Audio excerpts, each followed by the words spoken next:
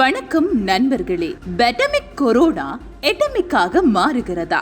விஞ்ஞானிகளின் புதிய எச்சரிக்கை. இனி என்ன நடக்கும்? வாங்க இந்த காணொளியில விரிவாக பார்க்கலாம். பெட்டமிக் நோய் தாக்குதலாக அறிவிக்கப்பட்டுள்ள கொரோனா வைரஸ் தற்போது எட்டமிக் நோயாக மாற வாய்ப்பு உள்ளதாக உலக மருத்துவர்கள் ஆராய்ச்சியாளர்கள் எச்சரிக்கை விடுத்துள்ளார்கள். கொரோனாவை கட்டுப்படுத்த உலக நாடுகள் எல்லாம் ஒன்றாக போராடி கொண்டிருக்கிறது. தஞ்சாவூரில் நண்பருக்கு ஆக்சிஜன் வேண்டி ட்வீட் போடும் நபர் தொடங்கி லண்டனில் கொரோனாவுக்கு எதிரான புதிய mRNA ஆராய்ச்சிகளை செய்து வரும் ஆராய்ச்சியாளர்கள் வரை உலகம் முழுக்க ஒவ்வொருவரும் ஏதோ ஒரு வகையில் கொரோனாவை எதிர்த்து போராடி கொண்டுதான் இருக்கிறார்கள். 2019 ஆண்டு டிசம்பர் மாதம் தொடங்கிய கொரோனா வைரஸ் தாக்குதல் தற்போது இரண்டாம் அலையாக விஸ்வரூபம் எடுத்துள்ளது. முதல் அலையை விட இரண்டாம் அலை மிக கொடியதாக மாறியுள்ளது. முதலில் வரும் எபிடெமிக் வைரஸாக இருந்த கொரோனா அதன் பின் பெட்டமிக் என்று உலக சுகாதார மையம் தெரிவித்திருக்கிறது. அது என்ன பெட்டமிக் என்று யோசிப்பீர்கள். பொதுவாக ஒரு நோய் தாக்குதல் ஒரு குறிப்பிட்ட இனக்குழு அல்லது நிலப்பரப்பில் மட்டும் பரவினால் அது எபிடெமிக், அதாவது தொற்று நோய் என்று அழைக்கப்படுகிறது. அதே நோய் பல நாடுகளுக்கு பரவி பல நாட்டு மக்களை பாதித்தால் அது பெட்டமிக், பெருந்தொற்று என்று அழைக்கப்படுகிறது. முதலில் கொரோனா தோன்றி சில நாட்களில் அது எபிடெமிக் என்றுதான் அறிவிக்கப்பட்டது. அதன் பின்னர் கொரோனா பல நாடுகளுக்கு பரவ உலக சுகாதார மையம் இதை பெட்டமிக் என்று அறிவித்திருந்தது. அதாவது உலகம் முழுவதும் கொரோனா வைரஸ் பல நாடுகளுக்கு பரவிவிட்டது, இதனால் இது பெருந்தொற்றாக மாறிவிட்டது என்று உலக சுகாதார மையம் அறிவித்தது. இந்நிலையில் இந்த பெட்டமிக் தொற்று எட்டமிக் தொற்றாக மாற வாய்ப்பு இருக்கிறது என்று உலக சுகாதார மையம் எச்சரிப்பு விடுத்துள்ளது. எட்மிக் தொற்று என்றால் என்ன? உலகம் முழுக்க ஒரு நோய் தாக்குதல் ஏற்பட்டு எபிடெமிக் நோயாக இருந்து பின்பு பெட்டமிக்காக மாறி பின்பு அதை அழிக்கவே முடியாமல் வலுப்பெற்று மனித வாழ்க்கையோடு அங்கமாக இருந்தால் எட்டமிக் தொற்றாக மாறுகிறது. அதாவது இந்த எட்டமிக் நோய் அழிக்கப்படாமல் எப்போதும் மக்களோடு இருக்கும். அவ்வப்போது குறிப்பிட்ட இடைவெளியில் அந்த நோய் மீண்டும் மீண்டும் குறிப்பிட்ட சில நாட்களில் தோன்றி மறையும். இதுதான் எட்டமிக் தொற்று என்று அழைக்கப்படுகிறது. உலகில் பெரியம்மை மட்டுமே மொத்தமாக ஒழிக்கப்பட்ட ஒரு பெருந்தொற்றாக இருக்கிறது.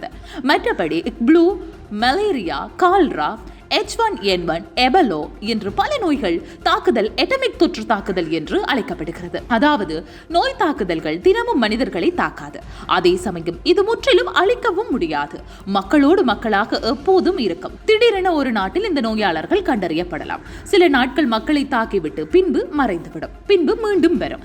இதுதான் எட்டமிக் நோய்கள் என்று அழைக்கப்படுகிறது. நிபா வைரஸ் இதன்படி கேரளாவில் திடீரென ஏற்பட்டது. அதுபோல் ஆப்பிரிக்க நாடுகளில் எபலோ, மலேரியா இப்படி அடிக்கடி தோன்றுவது வழக்கம். இந்த நோய்கள் எல்லாம் மனிதர்களுடன் எப்போதும் இருப்பது.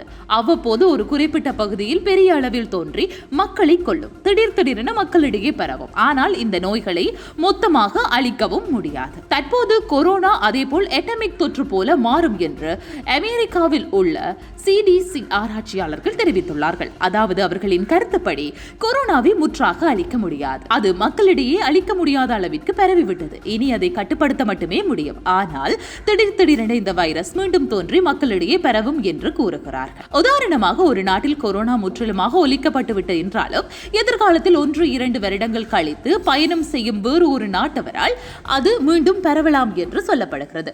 முற்றிலுமாக கொரோனாவை ஒழிக்க முடியாது. மக்கள் கொரோனாவோடு வாழ பழக வேண்டும் என்று ஆராய்ச்சியாளர்கள் கூறியுள்ளார்கள். மக்கள் தடுப்பூசி எடுத்துக் கொண்டாலும் உலகம் முழுவதிலும் இருக்கின்ற 100% மக்களுக்கு வேக்சின் பெறுவது சிரமம். இதனால் எங்காவது இந்த வைரஸ் உயிர்ப்போடு பரவிக்கொண்டு இருக்கும். அத்தோடு மியூட்டேட்டட் ஆகும். கொரோனா வைரஸ் எதிர்காலத்தில் அது வேக்சின் போட்டவர்களுக்கு கூட பரவும் அபாயம் உள்ளது. புது மியூட்டேட்டட் கொரோனா வைரஸ் காரணமாக வேக்சின் எடுத்துக்கொண்டவர்கள் கூட 1-2 வருடங்களுக்கு பின் மீண்டும் கொரோனா தாக்குதலுக்கு உள்ளாக வாய்ப்பு உள்ளது எனவும் எச்சரிக்கை விடுக்கப்பட்டுள்ளது. இதெல்லாம் போக தற்போது வேக்சின் எடுத்தவர்களும் கூட ஆன்டிபாடி நீண்ட மாதங்களுக்கு இருக்காது. ஆகவே மீண்டும் புதிய வேவ் தோன்றலாம். இதனால் மீண்டும் வேக்சின் எடுக்க வேண்டும், இல்லை என்றால் அதை கட்டுப்படுத்தவே முடியாது என்கிறார்கள். அதே சமயம் மக்களோடு மக்களாக கொரோனா வைரஸ் வாழ்க்கை முறையில் கலந்தாலும் அதனால் பெரிய பாதிப்பு இருக்காது என்றும் கூறப்படுகிறது. கொரோனா எண்டமிக் தொற்று போல மாறும். பல நாடுகளில் கண்டிப்பாக உயிர்ப்புடன் இருக்கும். சில நாடுகளில் தீவிரமான மோசமான வகை கொரோனா கூட தோன்றும் என்று எச்சரிக்கை விடுத்துள்ளனர். அதே சமயம் இந்த கொரோனா காரணமாக நீண்ட வருடங்கள் போது இருப்பது போன்ற லாக்டவுன்கள் நீடிக்காது. மக்கள் இதோடு வாழ பழகிக் கொள்வார்கள் என்று அவர்கள் கூறியுள்ளனர். எப்படி மலேரியா, கால்ரா உலகில் இருந்தாலும் மக்கள் உயிர் வாழ்கிறார்களோ அதே போல இதுவும் ஒரு எண்டமிக் தொற்றாக மக்களிடையே கலந்துவிடும் என்றும் சொல்லப்படுகின்றது. என்ன நண்பர்களே, கொரோனா பற்றிய ஒரு அருமையான தகவல் பார்த்திருந்த மீண்டும் ஒரு காணொளியில சந்திப்போம்.